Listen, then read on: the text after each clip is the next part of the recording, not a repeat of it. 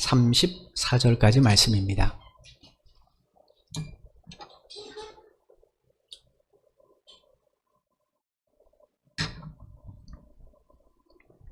이 본문을 가지고는 이제 오늘 마지막 말씀을 나누게 됩니다. 고린도전서 11장 17절로 34절까지의 말씀 찾으신 줄 알고 제가 봉독해 드리겠습니다. 17절입니다. 내가 명하는 이 일에 너희를 칭찬하지 아니하나니 이는 너희의 모임이 유익이 못되고 도리어 해로움이라. 먼저 너희가 교회에 모일 때에 너희 중에 분쟁이 있다 함을 듣고 어느 정도 믿거니와 너희 중에 파당이 있어야 너희 중에 옳다 인정함을 받은 자들이 나타나게 되리라. 그런즉 너희가 함께 모여서 주의 만찬을 먹을 수 없으니 이는 먹을 때에 각각 자기의 만찬을 먼저 갖다 먹으므로 어떤 사람은 시장하고 어떤 사람은 취함이라. 너희가 먹고 마실 집이 없느냐? 너희가 하나님의 교회를 업신여기고 빈궁한 자들을 부끄럽게 하느냐? 내가 너희에게 무슨 말을 하랴? 너희를 칭찬하랴? 이것으로 칭찬하지 않노라. 내가 너에게 전한 것은 주께서 받은 것이니 곧 주 예수께서 잡히시던 밤에 떡을 가지사 축사하시고 떼어 이르시되 이것은 너희를 위하는 내 몸이니 이것을 행하여 나를 기념하라 하시고 식후에 또한 그와 같이 잔을 가지시고 이르시되 이 잔은 내 피로 세운 새 언약이니 이것을 행하여 마실 때마다 나를 기념하라 하셨으니 너희가 이 떡을 먹으며 이 잔을 마실 때마다 주의 죽으심을 그가 오실 때까지 전하는 것이니라. 그러므로 누구든지 주의 떡이나 잔을 합당하지 않게 먹고 마시는 자는 주의 몸과 피에 대하여 죄를 짓는 것이니라. 사람이 자기를 살피고 그 후에야 이 떡을 먹고 이 잔을 마실지니 주의 몸을 분별하지 못하고 먹고 마시는 자는 자기의 죄를 먹고 마시는 것이니라. 그러므로 너희 중에 약한 자와 병든 자가 많고 잠자는 자도 적지 아니하니 우리가 우리를 살폈으면 판단을 받지 아니하려니와 우리가 판단받는 것은 주께 징계를 받은 것이니 이는 우리로 세상과 함께 정죄함을 받지 않게 하려 하심이라. 그런즉 내 형제들아 먹으러 모일 때에 서로 기다리라. 만일 누구든지 시장하거든 집에서 먹을지니 이는 너희의 모임이 판단받는 모임이 되지 않게 하려 함이라. 그 밖의 일들은 내가 언제든지 갈 때에 바로 잡으리라. 아멘. 우리가 구약성경 말씀을 가만히 읽어보면 참 이해하기 힘든 이야기들 또 사건들이 많이 소개됩니다. 그 가운데 하나가 하나님의 길을 수레에 싣고 나르다가 도중에 하나님의 심판으로 이제 목숨을 잃게 된 그런 웃사의 이야기입니다. 사무엘하 6장에 보면 이 이야기가 기록되어 있는데 이 이야기는 그 이스라엘 왕 다윗이 오랫동안 아비나답이라는 사람의 집에 안치되었던 법궤를 이제 자기가 살고 있는 다윗성으로 옮기는 것으로 시작이 되죠. 지난번에도 말씀드렸던 것처럼 법궤란 하나님께서 모세를 통해 이스라엘 백성들에게 성막을 짓게 하실 때 성막 가운데 가장 거룩하게 구별하신 지성소가 있습니다. 그 지성소에 유일하게 안치하게 하신 기구가 바로 법궤고 그 다음에 하나님은 그 지성소에 있는 법궤를 통해 이스라엘 백성들을 만나주시겠다고 말씀을 하셨어요. 그러니까 하나님께서 이스라엘 백성을 당신의 백성들과의 만남의 장소로 지정하신 곳이 바로 지성소에 안치한 법궤입니다. 출애굽기 25장 22절 말씀에 보면 이 법궤와 관련해서 하나님이 이렇게 말씀을 하셨습니다. 출애굽기 25장 22절입니다. 거기서 내가 너와 만나고 속죄소 위 곧 증거궤 위에 있는 두 그룹 사이에서 내가 이스라엘 자손을 위하여 내게 명령할 모든 일을 내게 이르리라.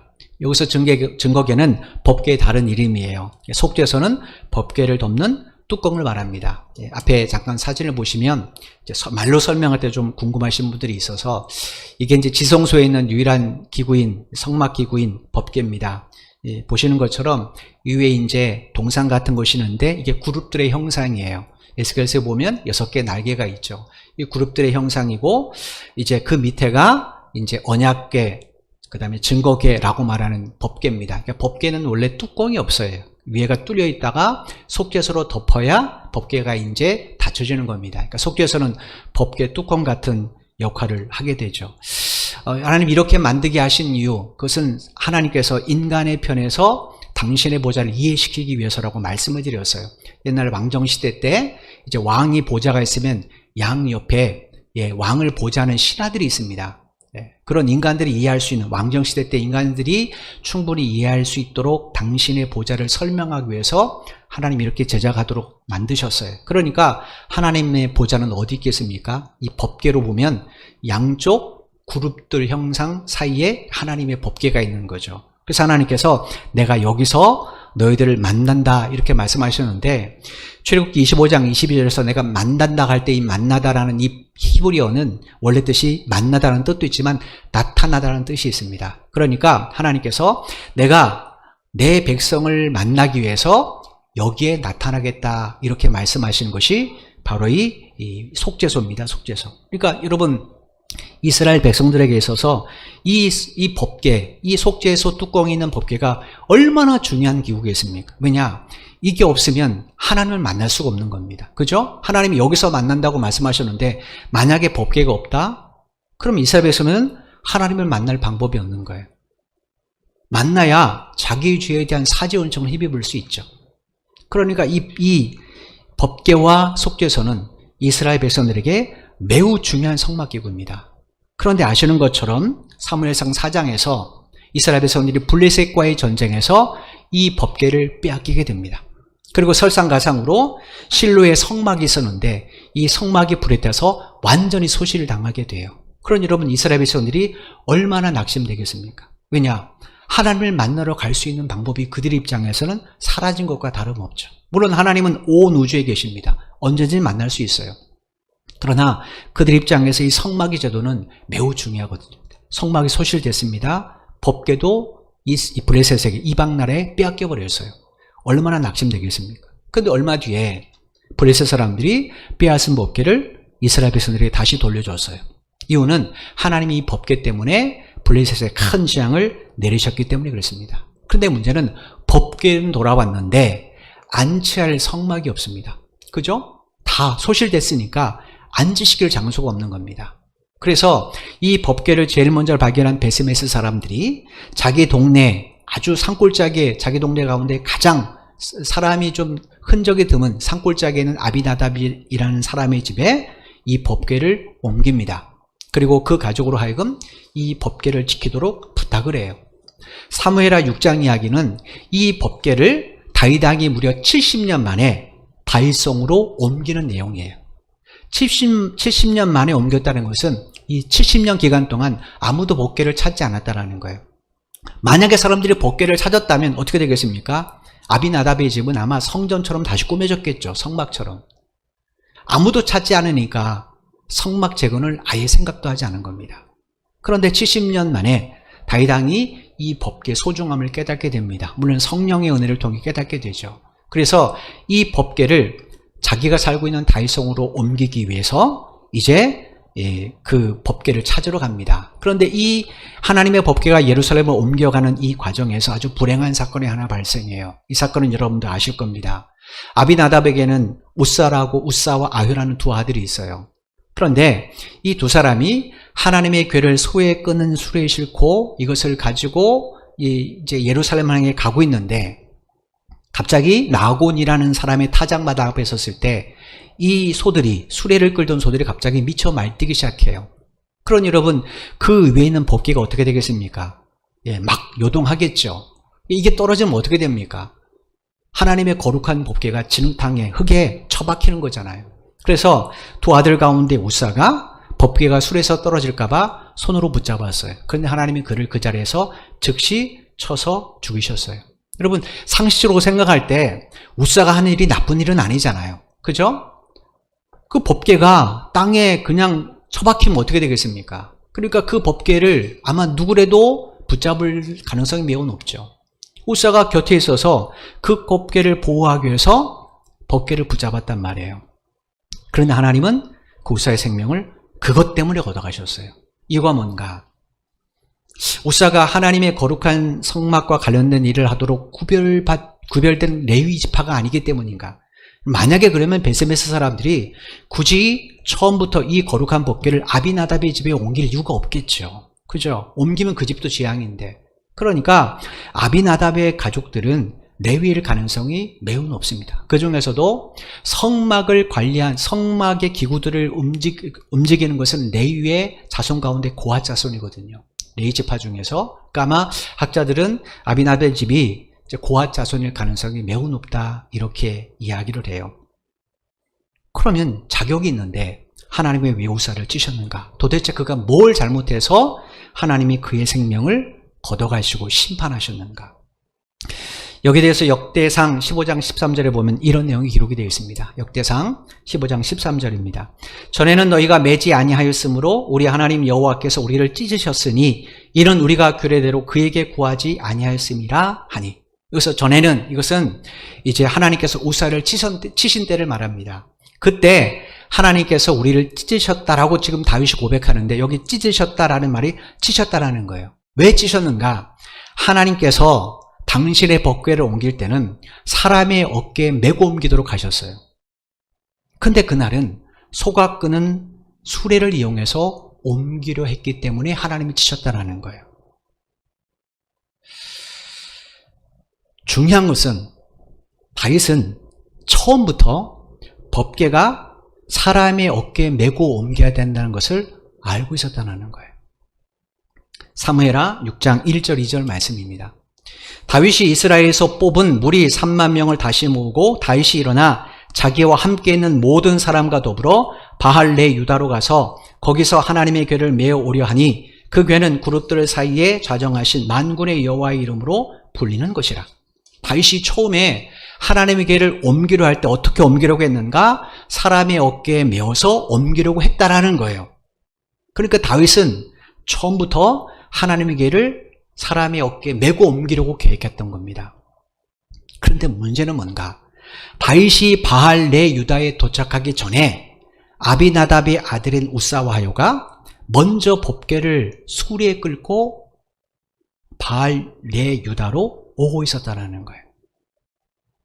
아마 이제 산골이기 때문에 이제 길이 좀 그러니까 이들 생각에는 왕이 여기까지 추한 우리 집까지 오기는 힘들 것 같다. 그래서 아마 조금 넓은 장소인 바할레 유다로 옮겼던 것 같아요. 그 이야기가 사무엘하 6장 3절에 이렇게 기록이 되어 있습니다. 그들이 하나님의 궤를 새 수레에 싣고 산에 있는 아비나답의 집에서 나오는데 아비나답의 아들 우사와 아요가 그 새 수레를 무니라. 분명히 다윗은 사람을 어깨에 맬 사람들, 아마 제사장들일 겁니다. 제사장들이 법궤를 어깨에 맸거든요. 그러니까 어깨에 맬 사람들을 데리고 지금 하나님의 궤를 매기 위해서 내려가고 있어요. 그런데 아비나답의 아들 우사와요는 하나님의 궤를 이미 자기들 임의대로 소가 끄는 수레에 실어서 지금 바할레 유다로 끌고 오고 있었다라는 거예요. 그러면 한번 생각해 보십시오. 왜 아비나답의 아들은 이 두 아들은 왜 법궤를 옮길 때 이렇게 옮기려고 했는가? 몰랐나? 그렇지 않습니다. 이 사람들이 레위 자손이고 고의 자손, 레위 지파 중에 고아 자손이라면 이거 모를 일이 없어요. 왜 그랬는가? 그건 블레셋 사람들이 법궤를 돌려줄 때 이런 방식으로 돌려줬어요. 법궤를 이스라엘에게 다시 보낼 때 그들이 새 수레, 소가 끄는 새 수레에다 법궤를 실어서 보냈습니다. 여러분, 이들이 왜 이렇게 보냈겠습니까? 그들은 하나님의 말씀을 모르거든요. 하나님 믿지 않잖아요? 이 법궤를 어떻게 옮겨야 되는지 그들은 몰라요. 그런데 우사와요는 압니다. 알아요. 이 법궤를 어떻게 옮겨야 되는지 알아요. 그렇다면 생각해 보십시오. 왜 아는데 왜 이대로 안 했는가? 그건 그 블레셋 사람들의 방식을 따르기 위해서입니다. 이건 우리에게 매우 중요해요. 블레셋 사람들의 방식, 가치관, 그건 하나님의 말씀과 달라요. 그런데 예전에 그 사람들을 그랬는데 멀쩡했거든요. 그때 그 소가 끄는 수레를 왔을 때 멀쩡했거든요. 그러니까 이번에도 똑같을 거라는 거죠. 그 사람들 방식대로 따른다고 해서 큰일 없다라는 거예요. 아주 가볍게 생각한 거죠. 그런데 하나님의 말씀은 매우 엄중해요. 우리가 살다 보면 하나님의 말씀과 세상의 방식과 충돌될 때가 있습니다. 그럴 때 하나님을 믿지 않은 사람은 당연히 그 방식대로 살아가겠죠. 그런데 하나님 믿는 우리는 어떻게 됩니까? 그런 상황에서 하나님의 말씀을 먼저 선택해야 되겠죠. 근데 우사는 그 상황에서 뭘 선택했는가? 블레셋 사람들의 방식을 선택했던 겁니다. 그럼 그가 왜 하필이면 블레셋 사람의 방식을 선택했는가? 이유는 한 가지입니다. 그들이 감히 하나님의 법계 주인 노릇했기 때문에 그래요.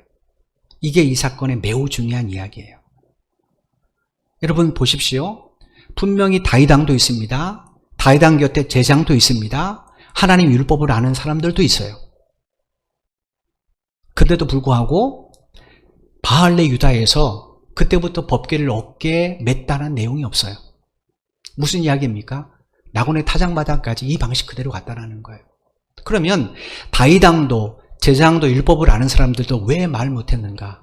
그건 그들이 70년 동안 법궤를 간직하고 있었기 때문에 그래요. 그들의 권위에 아무도 도전하지 못했던 거예요. 다른 말로 하면 우사가 그날 감히 하나님 자리에 앉으려 했던 겁니다. 그래서 하나님이 우사를 치신 거예요. 하나님 이 사실을 우리에게 분명히 보여주시기 위해서 우사가 당신의 법궤를 붙잡는 장면들을 아주 세세하게 기록하게 하셨어요. 사무엘하 6장 6절 말씀입니다. 그들이 나곤의 타작마당에 이르러서는 소들이 뛰므로 우사가 손을 들어 하나님의 궤를 붙들었더니, 소들이 뛰자 우사가 손을 들어서 하나님의 궤를 붙잡았어요. 근데 여기서 붙들었더니라고 발했던 이 히브리어가 매우 중요한 단어입니다. 이 단어가 히브리 성경에 보면 소유격으로 되어 있어요. 그러니까 우사가 이 법궤가 누구 거라는 거예요? 내 것인 거예요. 내 거니까 붙잡았다는 거예요. 여러분 지금 법궤가 70년 만에 돌아옵니다. 그럼 그 당시 평균 연령을 한번 생각해 보실 때 어쩌면 이 법궤는 우사가 태어나기 전부터 그의 집에 있었을 가능성이 매우 높습니다. 아니면 그가 어릴 때부터 그 법궤는 자기 집에 있었어요. 그러니까 그건 누구 거예요? 우리 집 건 겁니다. 내 건 거예요.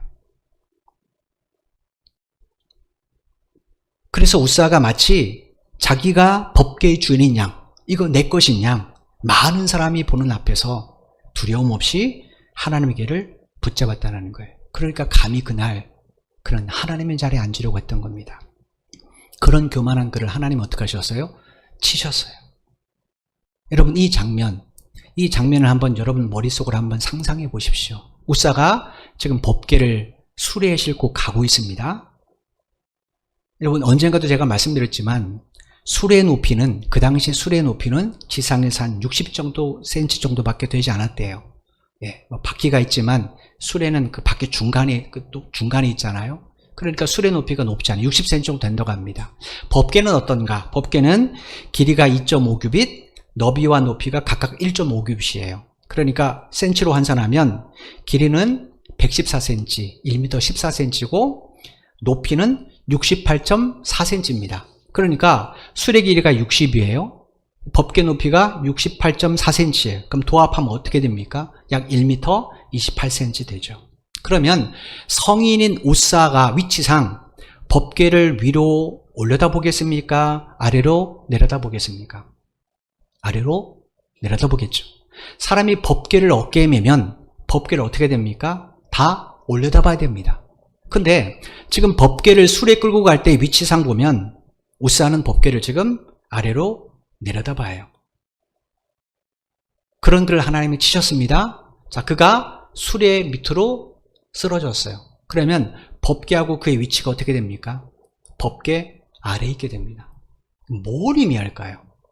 이게 왜 중요하길래 이렇게 기록했을까요? 그건 그 누구도 하나님의 법궤, 하나님의 말씀의 주인이 될 수 없다라는 거예요. 이단의 문제가 뭐 어디 있습니까? 교주가 하나님의 말씀의 주인인 것처럼 착각하기 때문에 그래요. 그게 이단이지 않습니까? 이 세상 누구도 하나님의 말씀의 주인이 될 수 없어요. 이것을 하나님이 보여주신 장면이 바로 이 우사 이야기예요. 이 우사 이야기를 제가 왜 말씀드리는가? 고린도 교회에 지금 성만찬 문제가 발생했습니다. 이 문제의 원인이 우사 같은 성도들 때문에 일어났기 때문에 그래요. 오늘 보면 22절 말씀 보겠습니다. 너희가 먹고 마실 집이 없느냐? 너희가 하나님의 교회를 업신여기고 빈궁한 자들을 부끄럽게 하느냐?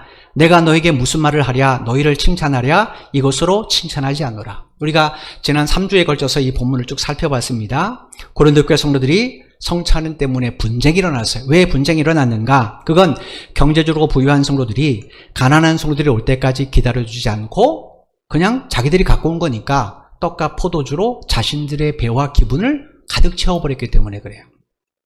지난번에 말씀드린 것처럼 고린도 교회 성도들 가운데 가난한 성도들은 대부분이 일용직 노동자나 노예들입니다. 그런데 이 노예 신분인 성도들 같은 경우는 주인이 시킨 일을 다 마무리해야 교회에 갈 수 있단 말이에요. 그죠? 주인이 야 이제 쉬어. 이제 됐다. 오늘은 수고했다. 쉬어. 그래야 그때서야 자기 일을 할 수 있어요. 그런데 지금같이 퇴근 시간이 정해져 있나요? 지금은 퇴근 시간이 정해져 있잖아요. 웬만하면 직장들은. 근데 그 당시는 주인이 야 됐어 쉬어라고 해야 그때서 퇴근합니다. 그러니까 퇴근 시간이 일정할 수 없겠죠. 그러므로 주일 저녁에 모인 그 예배 모임에 이 노예 출신의 성도들은 시간에 늦을 수밖에 없는 겁니다. 제 시간에 갈 수가 없는 거예요. 그러면 먼저 온 성도들이 그 늦게 올 수밖에 없는 그 사정을 아는 성도들이 좀 배려해서 기다려주면 되잖아요. 근데 경제적으로 부유한 성도들은 그렇지 않았다라는 거예요. 자기들끼리 애찬도 나누고 성찬도 해버렸어요. 근데 조금만 하면 참 좋겠는데 배가 터지도록 먹고 취할 정도로 마셨습니다. 제가 지난 시간에 그 당시의 문화를 좀 살펴드렸죠. 떡과 포도주는 그 당시 그 사람들의 주식이란 말이에요. 애찬 나눌 때 다른 반찬으로 먹는가? 그게 아닙니다. 떡과 포도주 먹어요. 그리고 나서 남은 것 가지고 이제 배가 부르니까 성찬합시다. 똑같은 걸로 나누는 거거든요. 그런데 그것을 어떻게 했는가? 자기 배가 채워질 때까지 먹었고 자기 기분이 채워질 때까지 술 취할 때까지 마셔버렸어요. 그러니 남은 것이 있겠습니까? 없죠. 그러니 허겁지겁 줄인 배를 부여잡고 허겁지겁 온 노예 출신의 성도들의 입장에서는 어땠는가? 애찬도 못 나누고 성찬도 참여할 수 없게 된 겁니다. 여러분, 이런 가난한 성도들이 누굽니까? 주님께서 교회로 부르신 지체들이에요. 고린도전서 3장 16절에 보면 바울은 이런 성도의 몸을 가리켜서 하나님의 성전이라고 말했습니다. 따라서 그런 성도의 몸을 업신여기는 것은 곧 무엇을 업신여긴 것 같겠습니까? 주님의 성전인 교회를 업신여긴 것과 같은 겁니다. 그래서 22절에서 바울이 부유한 성도들을 향해서 너희가 하나님의 교회를 업신여기느냐 이렇게 책망했다는 거예요. 22절을 다시 한번 보십시오. 여기 우리말로 업신여기고 라고 번역된 이 헬라어가 카타프로네오라는 단어인데 뜻이 뭐냐면 무엇을 아래로 내려보다라는 거예요. 여러분, 우사 모습이 생각나지 않습니까? 우사가 벗개를 어떻게 쳐다봤다고요?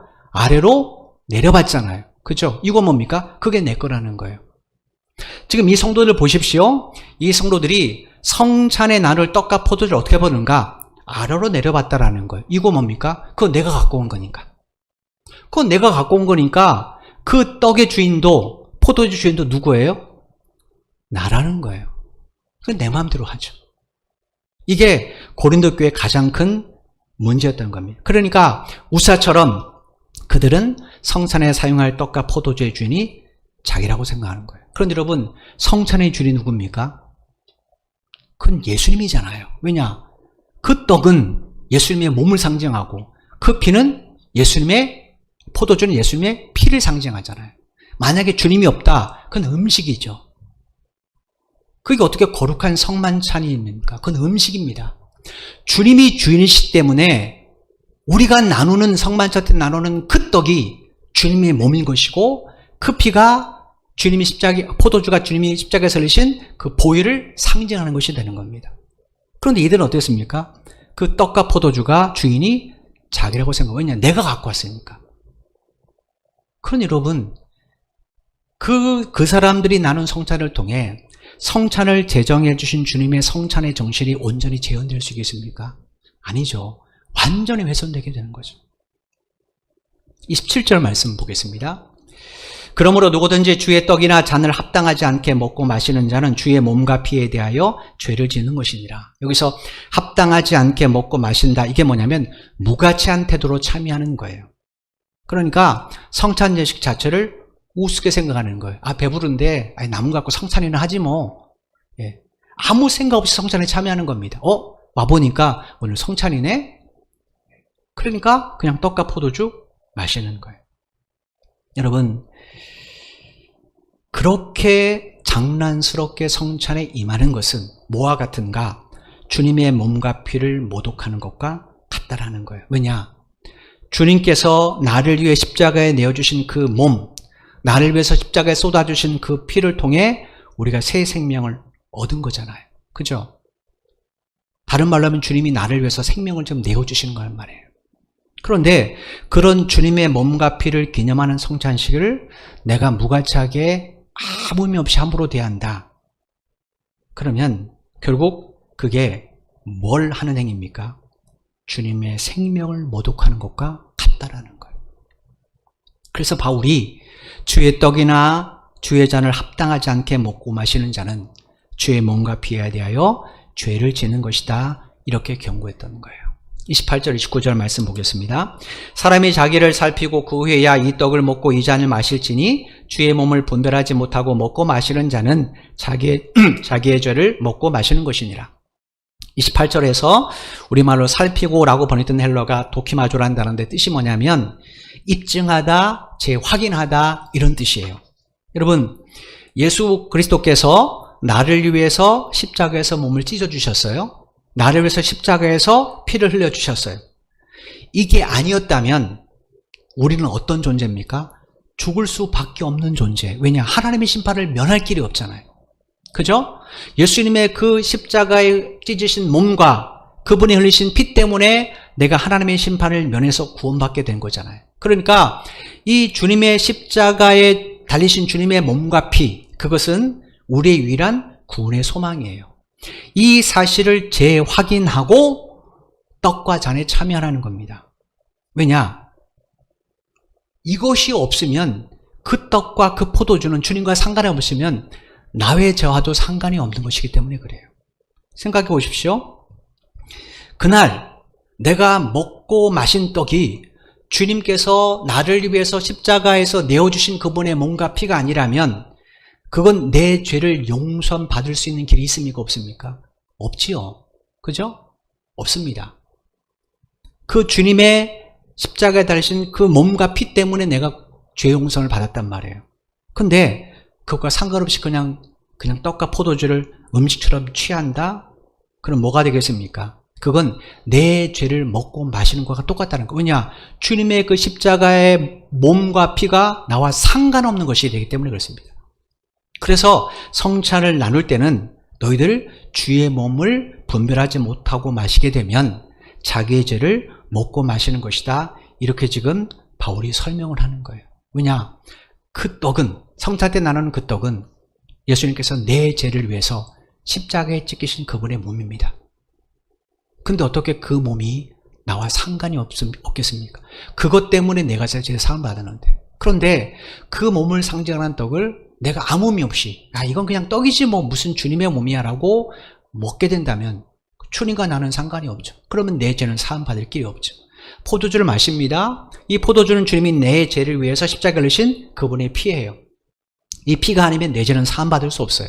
근데 이게 무슨 주님의 피야, 그냥 포도주지, 배에 술 찰 때까지 기분 좋게 마시면 되지 라고 한다면 그 주님이 흘리신 피는 나와 상관이 없습니다. 그러면 내 죄를 사함 받을 수 없죠.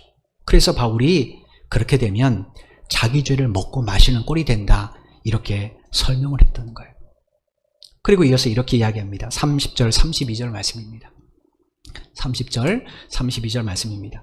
그러므로 너희 중에 약한 자와 병든 자가 많고 잠자는 자도 적지 아니하니 우리가 우리를 살폈으면 판단을 받지 아니하느니와 우리가 판단을 받는 것은 주께 징계를 받은 것이니 이는 우리로 세상과 함께 정죄함을 받지 않게 하려 하심이라.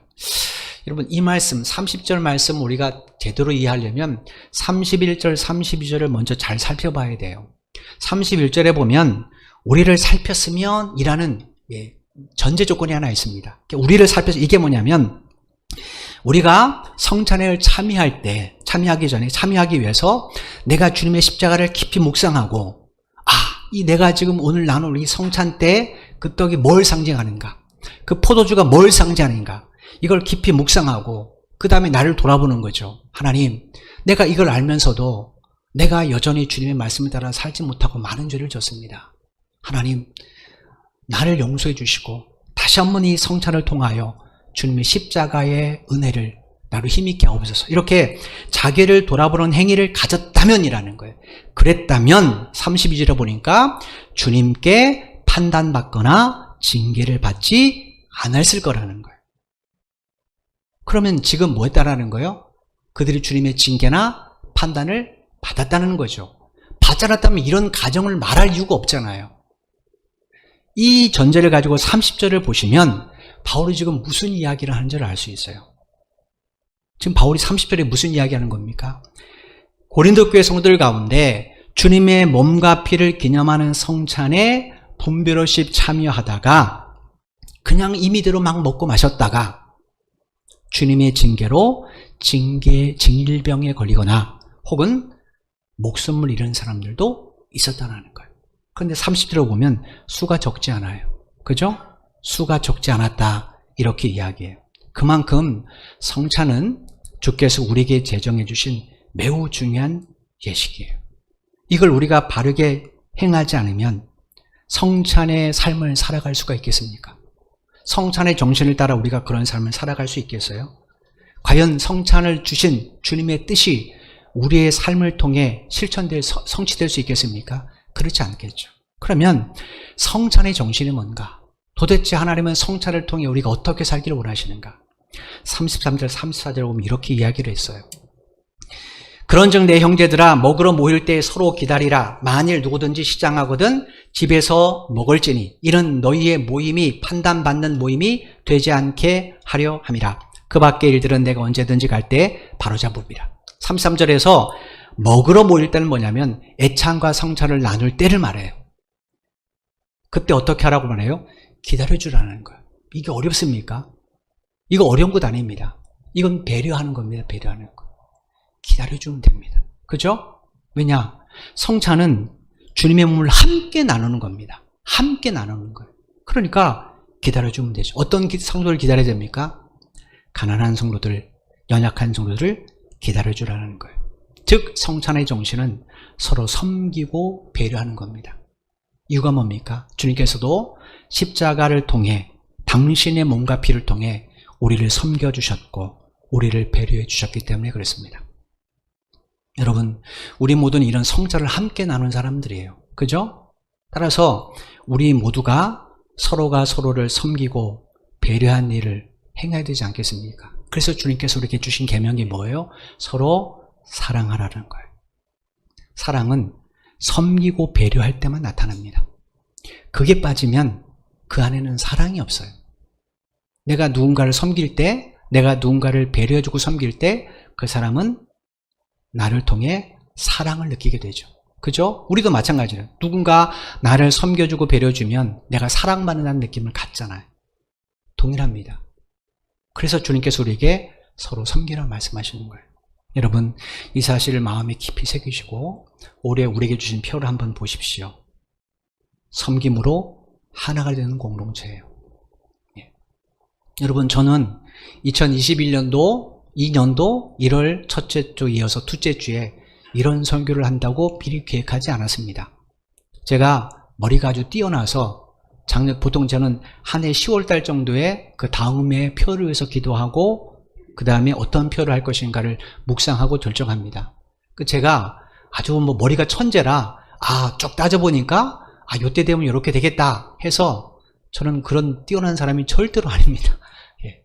기도하고 하나님의 주신 말씀 앞에서 하나님, 내년에 우리 교회가 어떤 공동체가 되었으면 좋겠습니까? 우리의 부족함이 뭡니까? 라고 기도하고 그걸 가지고 묵상하면서 본문도 정하고 그 다음에 표도 정하는 거예요.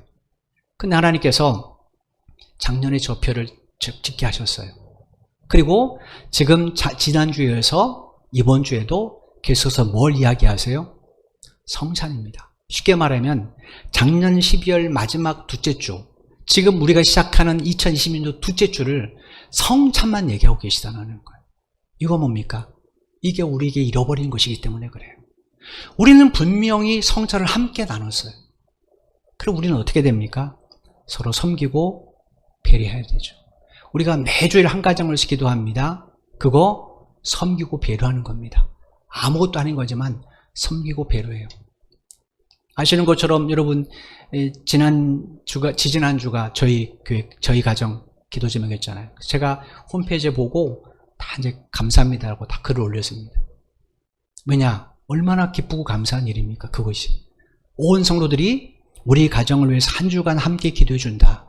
이것만큼 복된 것이 어디 있습니까? 이렇게 섬기고 우리가 함께 배려할 때 우리 공동체는 정말로 주 안에서 사랑의 뭔가를 모두 다 함께 경험하는 신앙 공동체가 되어 갈 것입니다. 여러분, 올 한 해 이 성찬의 정신이 여러분의 삶 속에 묻어나기를 주님의 이름으로 간절히 축원을 드립니다. 그럴 때 우리가 섬겨야 되니까 하나님이 당연히 섬길 수 있도록 우리의 가정과 일터를 책임져 주지 않겠습니까? 그죠? 섬길 것이 없는데 어떻게 섬깁니까? 우리가 하나님, 내가 어떤 성도를 섬기고 싶습니다. 내게 시간을 주십시오. 내게 물질 주십시오. 라고 할 때 하나님이 그걸 모른 척 하실까요? 절대로 그렇지 않습니다. 내가 섬기는 사람이 될 때 하나님이 내가 섬길 수 있도록 더 많은 것을 채워주시고 공급해 주십니다. 왜냐? 그래야 내가 섬기는 사람이 될 수 있으니까. 기도하는 것 어려운 일 아닙니다. 여러분, 이런 섬김을, 이런 배려를 우리가 함께 실천할 때 우리에게 주신 이 표현은 우리 교회 안에 반드시 그대로 성취될 줄로 믿습니다. 올 한 해 동안 이런 주님의 은혜의 통로, 섬김의 손길로 쓰임받는 여러분 모두가 되시기를 주님의 이름으로 간절히 축원을 드립니다. 기도드리겠습니다. 하나님, 감사합니다. 지난 4주 동안 성찬에 관한 본문을 살펴보면서 우리의 모습을 다시 한번 비춰봤습니다. 예수님께서 제정해 주신 성찬은 주님께서 우리를 위해서 내어주신, 십자가에 내어주신 주님의 몸이고 주님의 피입니다. 그 몸을 주님은 하나도 남김없이 다 찢어서 주셨습니다. 주님은 당신 몸 안에 있는 피를 한 방울도 남기지 않고 우리를 위해서 다 쏟아주셨습니다. 그런 주님의 섬김과 배려를 통해 우리는 죄의 용서함의 은혜를 힘있게 되었고, 우리는 구원을 받게 되었고, 우리는 부활의 소망을 가지고 하나님 나라를 바라보게 되었습니다. 이런 큰 은혜를 입은 우리들, 주께서는 이런 은혜를 베푸시기 전에 제자들에게 먼저 성찬을 제정해 주셨습니다. 그리고 그들에게 이야기하시기를 너희들 모일 때마다 이 성찬을 통해 내 몸과 내 피를 기억하라 말씀하셨습니다. 왜냐하면 주님의 몸과 주님의 피가 아니었다면 우리는 오늘 이 자리에 있지 못하기 때문에 그렇습니다. 머리로만 아니라 주님처럼 이 성찬을 우리가 삶 속에서도 실천해야 되기 때문에 주님은 서로 사랑하라, 내 이웃을 내 자신처럼 사랑하라는 계명을 우리에게 주셨습니다. 그 의미들을 오늘 이 시간 다시 한번 살펴보도록 은혜 베풀어 주셔서 감사합니다. 주님, 부족하지만 우리를 이 섬김과 배려의 주님의 손길로 사용하여 주옵소서. 마음껏 섬기고 배려할 수 있도록 우리 성도들의 심령을 붙잡아 주시고 가정의 상황들을 붙잡아 주셔서 우리는 정말로 나누고 섬기고 배려함으로 하나님의 사랑을 함께 공유하는 우리 공동체가 되기를 간절히 소원합니다. 하나님, 올해 하나님께서 우리에게 아버지 하나님 섬김으로 하나 되는 공동체라는 귀한 표를 주셨습니다. 그러려면 주님의 온유와 겸손을 우리가 배워야 됩니다. 하나하나 배워가게 하시고 마침내 주님을 닮은 주님의 제자가 될 수 있도록 우리 모두를 붙잡아 주옵소서. 그래서 서로가 함께 기도할 때 가정의 문제가 해결되게 하시고 가정의 기도 제목들이 응답받게 하셔서 정말로 하나님의 사랑에 충만한 우리 공동체가 될 수 있도록 역사해 주옵소서. 하나님, 특별히 하나님 아버지 코로나19로 힘든 상황에 있는 우리 예옥자 집사님을 불쌍히 여겨주시기를 간절히 소원합니다. 우리는 그를 위해 할 수 있는 것이 기도밖에는 없습니다. 그러나 기도를 들으신 하나님은 생명의 주인 되심을 우리는 믿습니다. 하나님, 우리의 기도를 들어주시고 국류를 베풀어 주셔서 이번 주에 놀라운 회복의 은총이 저의 육체에 임할 수 있도록 도와주옵소서. 우리가 더 간절히 기도하기를 원합니다. 하나님 함께 하셔서 그런 하나님의 은혜를 함께 공유하고 나는 귀한 역사가 일어날 수 있도록 도와주옵소서. 한 주간도 주님의 손 의탁을 드립니다. 코로나19 속에서도 성도들의 건강과 성도들의 가정과 일터를 지켜주시기를 간절히 소원합니다. 주님, 코로나19를 어려움 겪지 않도록 도와주시고 질병으로 건강이 훼손되지 않도록 주께서 국류를 베풀어 주옵소서. 그래서 다시 모여 하나님을 예비할 때는 우리 모두 다 하나님의 크신 사랑과 은혜를 고백할 수 있도록 주의 한 주간도 함께하여 주옵소서. 예수님의 이름으로 기도드리옵나이다. 아멘. 우리 다 같이 일어나셔 이제는 교회의 머리가 되신 우리 주 예수 그리스도의 크신 은혜와 독생자 예수 그리스도를 십자가에 내어주시기까지 우리를 사랑하신 아버지 하나님의 만극하신 사랑하심과 우리 속에 내주하셔서 감화, 감동, 교통 충만케 하시는 성령의 역사하심이 오늘 주신 말씀을 마음에 깊이 새기고 주님께서 성찬을 제정해 주신 목적들, 그 정신들을 삶에서 실천하길 원하는 사랑하는 모든 성도들의 발걸음 위에와 저들의 가정과 저들의 직장과 사업 위에 이 나라 이 민족과 우리 선교 제일교회 위에 지금부터 영원토록 함께 하시기를 간절히 축원하옵나이다. 아멘.